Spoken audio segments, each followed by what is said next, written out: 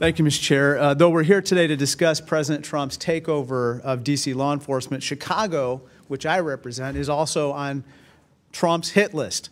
President Trump has demonized and called Chicago a, quote, hellhole.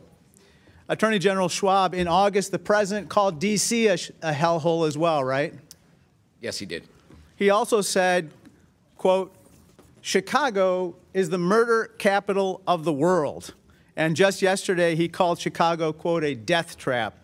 I have here a list of states that, based on FBI data, have the highest number of violent crimes per capita.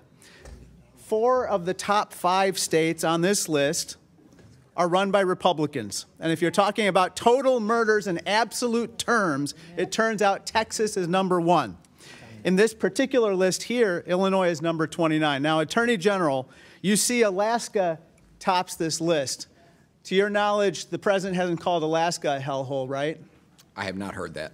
And Arkansas is number 4 here. He didn't call Arkansas a hellhole, correct? I have not heard that. And you haven't heard the president talk about deploying the National Guard in Texas, correct? I have not. Folks, this isn't about crime. It's about politics. Just this week, Trump said, quote, I'm going to Chicago early against Pritzker. Pritzker is nothing. That's not how a president should be talking about any governor or any state. I'd like to talk about the National Guard deployment here in D.C. and the cost of it. Now, Mr. Jackson, as you said, I believe that the D.C. deployment is going to cost over $200 million, correct?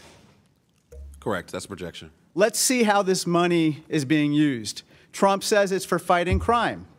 But here's a guardsman carrying trash. Here's a guardsman mowing the lawn. Here's a very nice gentleman, a guardsman carrying a leaf blower. Honorable work, certainly. But this is not why the taxpayers fund the National Guard. If Trump was serious about crime, he wouldn't cut nearly $4 million in federal funding for local violence prevention groups in Chicago.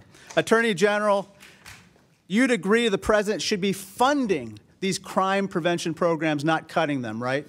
As I said in my testimony, sir, prosecution and prevention are both essential to making sure cities are safe, and we have to do both. Crime intervention work, violence intervention work has been successful here in the District of Columbia in terms you shouldn't be cutting that work, driving right? gun violence down. We need to invest in it. Not cut it, right? Correct.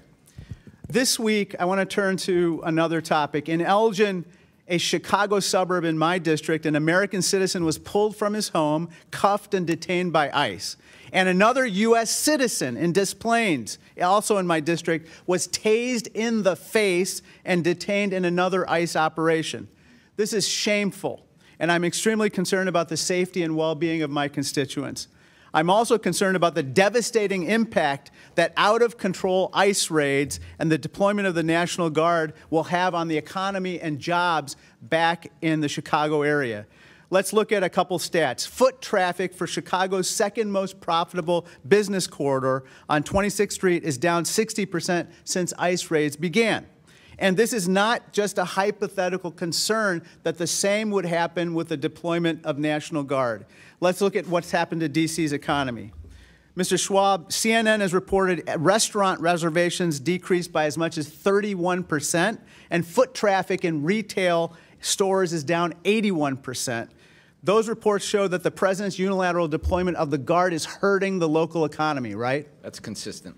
Folks, our economy is softening. Unemployment and prices for necessities like vegetables are soaring. Mr. President, let's put aside politics and hostility toward governors and elected officials. Let's not take actions that hurt families and the economy.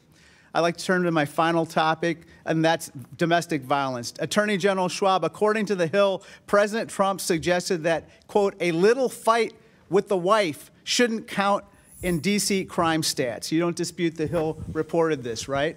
I saw that. But there's nothing little about 12,000 victims of domestic violence in D.C. or nothing little about 50,000 Illinoisans experiencing domestic violence, correct? No. It's a very serious crime. There's nothing little about 12,000 children, more than 12,000 children who witnessed domestic violence in Chicago either, right? It's traumatizing. It's abhorrent that the president routinely dismisses violence faced by women. And given his friendship with Jeffrey Epstein, this attitude, unfortunately, comes as no surprise. Let's be clear. There's nothing little about domestic violence, not the scale of the problem or the courage of the survivors. I yield back.